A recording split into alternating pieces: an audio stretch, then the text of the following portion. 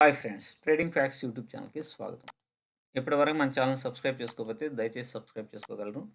నేను SEBI registered కాదు. నేను కేవలం చేసేటువంటి వీడియోస్ ఎడ్యుకేషనల్ పర్పస్గా మాత్రమే. నేను చెప్పినట్టుగా మీరు ట్రేడ్ చేయవద్దు. మీ సొంత ఆలోచనలతోటి మీ స్ట్రాటజీస్ని బేస్డ్గా ట్రేడ్ మాత్రమే చేయండి. ఓకే, ఈ పాయింట్లోకి వెళ్దాం. చాలామంది మనం సహజంగా ఏంటంటే మార్కెట్ని అనాలిసిస్ అంటే ఎక్కువ నంబర్ ఆఫ్ వీడియోస్ మనం యూట్యూబ్లో చూస్తూ ఉంటాం. యూట్యూబ్లో చూసి మనం ఒక డెసిషన్కి రావటం అనేటువంటిది జరుగుతూ ఉంటుంది. కానీ వాస్తవికంగా మార్కెట్ మనం అనుకున్నట్టుగా అనుకున్న దానికి వ్యతిరేకంగా పోవటమే దాని యొక్క స్పెషల్ అనమాట. సో చాలామంది న్యూస్లో ఏం చెప్పారు, చైనా వైరస్ అది ఇది ఉన్నది, మార్కెట్ అనేటువంటిది కొలాప్స్ అయిపోయింది. తర్వాత చాలామంది వీడియోస్ నేను చూశాను, ఈ లెవెల్స్ దాకా కూడా రావడానికి పాసిబిలిటీ ఉంది, ఈ లెవెల్స్ దాకా వస్తుందేమో పాసిబిలిటీ ఉంది అని చెప్పేసి చాలామంది వీడియోస్ కూడా చేయడం జరిగింది. అంటే 22,000కి వస్తుందని. 22,000కి రావాలంటే ఇంకా 1,700 పాయింట్లు పడాలి. వస్తే రావచ్చు, మనం దాన్ని చెప్పలేము. కానీ ఇది లాంగ్ వ్యూగానే మనం పరిగణించాలి. ఇప్పటికే మార్కెట్ అనేటువంటిది 26,400 నుంచి 23,400 వరకు వచ్చింది. 23,000 దాకా వచ్చింది. అంటే 3,500 పాయింట్లు వచ్చింది. అంటే దాదాపుగా 15% పైనే 17% దాకా మార్కెట్ అనేటువంటిది పడిపోయింది. అయితే నిఫ్టీ 50 ఫర్ మంత్కి ఎంత ఫర్ ఇయర్కి 11% రిటర్న్ ఇస్తుంది. సో ఇక్కడ చూస్తే దాదాపుగా 17-80% పడింది అని అంటే ఇంకా పడడానికి పెద్దగా స్కోప్ లేదు. భీకరమైనటువంటి వార్స్ వస్తేనో లేకపోతే మరొకటి లాక్డౌన్ అయితేనో అట్లాంటి పరిస్థితులు వస్తేనే పడుతుంది, కానీ లేకపోతే మార్కెట్ అంత తేలిగ్గా పడేటువంటి పరిస్థితులు అయితే ఇప్పుడు అలా లేవు. సో మనం ఏం చేయాలి, మనం ఉదయం చెప్పుకున్నటువంటి వీడియోస్లోనే ఇదిగోండి ఈ లెవెల్కు రావటం లేకపోతే ఈ లెవెల్కి రావటం జరుగుతుంది. ఇక్కడి నుంచి మనం ఈ లెవెల్కి వస్తుంది. ఇక్కడ కనుక క్రాస్ అయ్యి సస్టైన్ అయితే 23,500 కంటే డౌన్ వచ్చి సస్టైన్ అయితే మార్కెట్ కిందకి వెళ్తుంది. లేకపోతే మాత్రం అప్ సైడ్ వెళ్ళడానికి పాసిబిలిటీ ఉంటుంది అని అనుకున్నాం. అసలు నేను ఇక్కడ ఎస్టర్డే క్లోజింగ్ ప్రైస్ని క్రాస్ అవ్వనప్పుడు మనకి ఇక మార్కెట్ ఎట్లా పడుతుంది, పట్టడం అనేటువంటిది హైలీ పాసిబుల్. సో మనం అంటే బయింగ్ ఆర్ సెల్లింగ్ అనేటువంటిది అప్పటికప్పుడు మనం తీసుకునేటువంటి విషయాన్ని బట్టి ఉంటుంది. కాబట్టి ఇక్కడికి వచ్చేంత వరకు మనం వెయిట్ చేయటమా, ఇక్కడికి వచ్చేంత వరకు వెయిట్ చేయటం అంటే ఇక్కడ దాకా రాలేదు కాబట్టి మన పొజిషన్ అనేటువంటిది మనం తీసుకోము ఈరోజు. సో అసలు మనం అనుకునే విధంగా ఏదైనా సరే ఒక ప్లాన్స్ అనేటువంటివి ఉన్నాయా కూడా ఒకసారి పరిశీలిద్దాం. ఇప్పుడు మీరు చూడండి,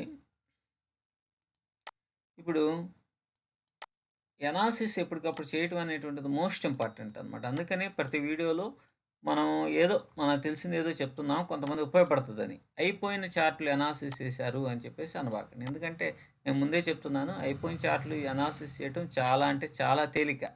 కానీ వాటిని ఎనాలిసిస్ చేస్తున్నప్పుడు ఏదో ఒక పాయింట్ మనకి క్యాచ్ అవుతుంది. దాన్ని బేస్ చేసుకుని మీరు చూసే వ్యూ వేరు ఉంటుంది, నేను చూసే వ్యూ వేరు ఉంటుంది. కాబట్టి దాన్ని బట్టి మనం ఏదన్నా ఫర్దర్‌గా మనకేమైనా ఉపయోగపడుతుందేమో అనే ఉద్దేశంతోనే నేను చేయటం జరుగుతుందనమాట. ఇప్పుడు ఫర్ ఎగ్జాంపుల్‌గా నిన్న మార్కెట్ ఇక్కడి నుంచి పడింది. ఇంత పడ్డప్పుడు ఇక్కడ ఉన్నటువంటి స్టాప్ లాస్‌లు మరోసారి చేద్దాం. ఇంత పడింది. ఇక్కడి నుంచి ఈడ దాకా పడింది. అంటే ఇక్కడున్న స్టాప్ లాస్‌లు, ఇక్కడున్న స్టాప్ లాస్‌లు, ఇక్కడున్నవి, ఇక్కడున్నాయి. మొత్తం హిట్ చేసి పారేసిందనమాట.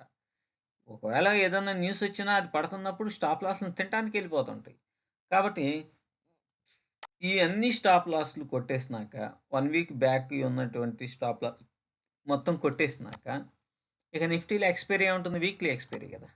ఇక దానికి లేటెస్ట్‌గా ఉండేటువంటి స్టాప్ లాస్‌లు ఎక్కడుంది?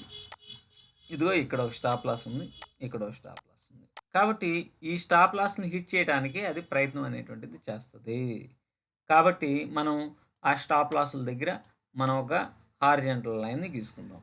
ఇక్కడ హారిజాంటల్ లైన్ గీసుకున్నాం కదా! సో దీన్ని టచ్ చేసి ఏదన్నా సరే మీరు అనుకోవచ్చు, ఎందుకని ఇంత చూడండి, ఇంత పెద్ద స్టాప్ లాస్ పడింది, ఇంత పెద్ద క్యాండిల్ ఒక్కసారిగా పడిపోయింది. మీరు ఇక్కడ ఎందుకని అంతగా పడిపోయిందంటే ఇదే కారణం. ఇక్కడున్న స్టాప్ లాస్‌ని తినేసింది. ఇది రివర్సల్ హ్యామర్ ఏసింది. కాబట్టి దానికన్నా ఎంట్రీ తీసుకున్నారనుకోండి ఇక్కడే కదా! ఇది ఒక ఆపర్చునిటీ వచ్చినట్టే కదా లెక్క.